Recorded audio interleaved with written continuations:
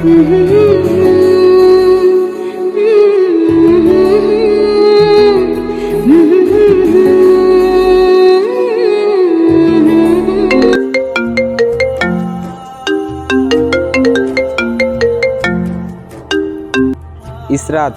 আমি ফাহিম।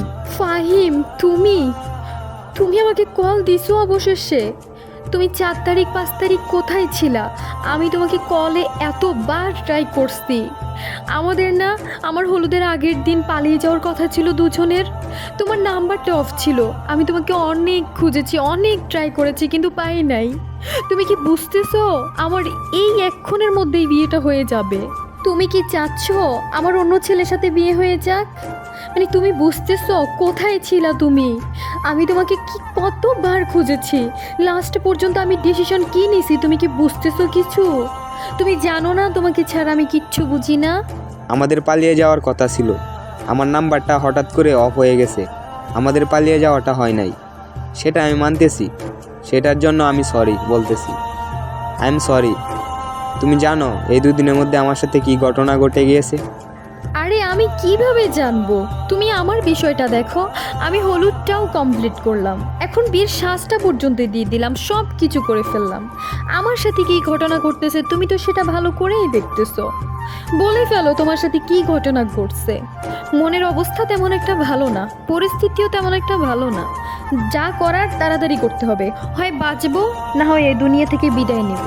আমার কথা একটাই। শুনো তাহলে কি ঘটনা আমার সাথে ঘটছে। 4 তারিখ রাত্রের বেলা আমি আমার সব কিছু গুছিয়ে ফেলছি। আমি তোমার সাথে পালিয়ে যাব 5 তারিখ সকালবেলা। আমাদের এটাই তো কথা ছিল, তাই না? কারণ তোমার রাত্রেবেলা হলুদ। যাই হোক, আমার প্ল্যান তো ছিল তোমাকে আমার বাড়িতে নিয়ে আসবো, কিন্তু প্রথম অবস্থায় আমার বাড়িতে আনলে তো পুলিশে হামলা হইতে পারে। এই কারণেই তো দুইজন অনেক দূরে চলে যাব, তাই না? হঠাৎ করে রাত 3টা বাজে আমার আব্বুর বুকে ব্যথা উঠলো। ওনাকে নিয়ে হসপিটালে গেলাম। ডক্টররা বলতেছে উনি স্ট্রোক করছে। স্ট্রোক করার পর আমি তখন কল্পনাও করিনি উনি তখনই এই দুনিয়া থেকে বিদায় নেবে। যাই হোক, বাবা ইন্তেকাল করেছেন। এরপর বাবাকে বাসায় নিয়ে আসলাম। এর মাঝে আমার মোবাইলটা হারিয়ে ফেলছি। বাবাকে কাল 3টা বাজে মাটি দিলাম। এরপর থেকে এই পর্যন্ত আমার আর কোনো শান্তি নাই। এখন একটা ফ্রেন্ডের নাম্বার থেকে তোমাকে কল দিচ্ছি, কারণ আমি তো জানি আজকে তোমার বিয়ে। এই মুহূর্তে আমার কি করা উচিত? আমার আম্মুকে রেখে তোমাকে নিয়ে পালিয়ে যাব, তোমাকে নিয়ে আসব, না কি করব? আমি কিছুই বুঝতে পারতেছি না। এসব তুমি কি বলতেছো? আমি কিচ্ছুই জানলাম না এর মধ্যে। আমি কি করবো এখন তুমি বলো না। আমার যে মনে আর শান্তি লাগতেছে না। আমি তো তোমাকে ছাড়া কিচ্ছু বুঝি না। আমি তোমাকে অনেক ভালোবাসি। আমি তো পারবো না তোমাকে ছাড়া অন্য একজনের সংসার করতে। আমি কি করব এখন? তুমি জানো তোমার নাম্বার অফ দেখে আমি কি সিদ্ধান্ত নিছি? আমি বিষ খেয়ে এই দুনিয়া থেকে বিদায় নিব। আমি এই সিদ্ধান্ত নিছি। আমার কিচ্ছু ভালো লাগতেছে না। তোমাকে না পাইলে আমি অন্য কাউকে বিয়ে করতে পারবো না। তুমি আমাকে এসে নিয়ে যাও, আমাকে তুমি নিয়ে যাও। আমিও তো তোমাকে ভালোবাসি, মন দিয়ে ভালোবাসি। আমিও তো তোমাকে ছাড়া থাকতে পারবো না। আচ্ছা, একটা কাজ করো, তুমি বের হতে পারো কি না দেখো। আমি তোমার বাসার আশেপাশে আছি, তোমাকে দেখলেই তোমাকে উঠিয়ে নিয়ে আসবো। তুমি একটু চেষ্টা করো বের হওয়ার জন্য, আমি তোমাকে নিয়ে চলে আসবো ওখান থেকে। ফাহিম, আমি এখন কি করব? কিভাবে বের হব বুঝতেছি না। চারদিকে মানুষ। জানো আমার প্ল্যান কি ছিল? ভাবছি আমি এখনই বিষ খেয়ে মরে যাব, এরকম একটা কিছু ভাবছিলাম। এখন যেহেতু তুমি আমাকে কল দিছো, এখন আর আমার এই প্ল্যান নাই। আমার হাতে অলরেডি ছিল, বুঝছো? বাট এখন আমি কিভাবে বের হব? চারদিকে মানুষ, কখন কি আমাকে ধরে ফেলে তা তো বলা যায় না। কিভাবে বের হব? এদিক দিয়ে বরপক্ষ নাকি চলে আসছে।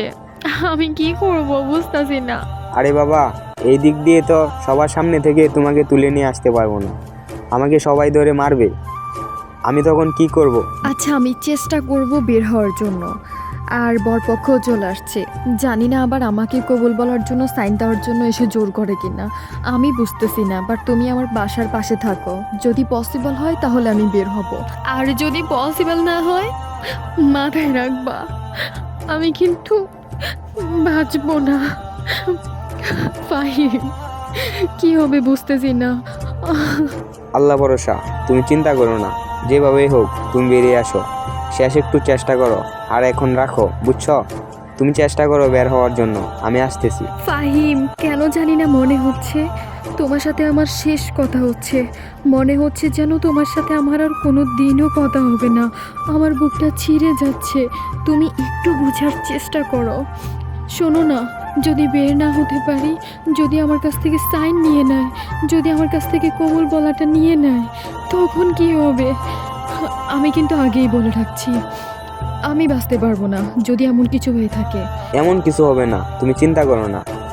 আমি তোমাকে অনেক ভালোবাসি। আমার বাবা মারা যাওয়া সত্ত্বেও, এত পরিস্থিতি খারাপ থাকার সত্ত্বেও আমি তোমাকে নিয়ে আসবো, তুমি চিন্তা করো না। আমি তোমাকে অনেক ভালোবাসি, আমিও তোমাকে ছাড়া বাঁচবো না। ফাহিম, শেষবারের মতো বলছি, আমি তোমাকে অনেক ভালোবাসি। ফাহিম, যদি আমার কাছ থেকে সাইন বা কবুল নিয়ে নেয়, মাথায় রাখো, এই আমি বাঁচবো না, এই আমি তোমার সামনেও যাব না। এমন কিছু যদি হয়ে যায়, অলরেডি আমার হাতে কিছু আসছে। ফাহিম, তুমি তাড়াতাড়ি আসো, আমার আর ভালো লাগতেছে না। আমাকে অলরেডি ডাকাডাকি শুরু করছে, আমি বুঝতেছি না কি হবে এখন। আচ্ছা ফাহিম, তুমি আসো, আমি রাখি। একদম চুপ, এমন কোনো কথা বলবা না, দেখবা সব কিছু ঠিক হয়ে যাবে। আমি আসতেছি, ঠিক আছে? রাখি। অতঃপর পারিস অনেক চেষ্টা করতেছিল তার বয়ফ্রেন্ডের সাথে পালিয়ে যাওয়ার জন্য, কিন্তু কিছুতেই লোকজনের জন্য পারছে না। পারিস কম চেষ্টা করে নাই তার বয়ফ্রেন্ডের সাথে পালিয়ে যাওয়ার জন্য, কিন্তু কিছুতেই সে পারল না, সে ব্যর্থ হয়ে গেল। বাসার পাশেই দাঁড়িয়ে আছে তার প্রিয় মানুষটি, কিন্তু কিছুতেই দুজনের দেখা হচ্ছে না। পারিস অনেক কান্নাকাটি করছে। লাস্ট পর্যন্ত পারিসকে কবুল বলার জন্য এবং সাইন দেওয়ার জন্য অনেক জোরাজোরি করছিল। লাস্ট পর্যন্ত সে সহ্য না করতে পেরে অবশেষে কবুল অ্যান্ড সাইনটা কমপ্লিট করেই ফেললো। ফাহিম, আমার কিছুই করার ছিল না। আই এম সরি, আমাকে ক্ষমা করে দিও, সবাই আমাকে ক্ষমা করে দিও। আজ আমি ব্যর্থ, সব দিক থেকে ব্যর্থ। আমার ডিসিশনটা আমি নিয়েই নিয়েছি সাইন দিতে দিতে। যেখানে ফাহিমকে হারাবো, যেখানে পরিবারকে ছেড়ে অন্যজনের কাছে চলে যাব, যেখানে একজন আননোন পার্সনের সাথে আমার বিয়ে হচ্ছে, সেখানে আর যাই হোক আমি মেনে নিতে পারবো না। তাই আর আমি দেরি করব না। বাবা মা, তোমরা তো মেনে নিলে না, অন্যজনের সাথে বিয়ে দিলে। ফাহিম, আমাকে ক্ষমা করে দিও, তোমরা সবাই ক্ষমা করে দিও। আমি জানি আমার কবুল বলা আর সাইন বলাটা কত কষ্ট হয়েছিল, আমি পরিস্থিতির শিকার। কিন্তু ফাহিম, তুমি ঠিকই আমাকে বলবা আমি অন্যজনের ওয়াইফ হয়ে গেছি, তুমি আমাকে মেনে নিবে না। তাই আজ আমার এত বড় সিদ্ধান্ত। ফাহিম, ধৈর্য ধরে আমাকে খবর দেওয়া পর্যন্ত তুমি থাকবে, আমার আর কিছু বলার নাই। আমি খেয়ে নিলাম, আমার বেঁচে থাকার আর কোনো ইচ্ছা নাই। সবাই ভালো থাকো।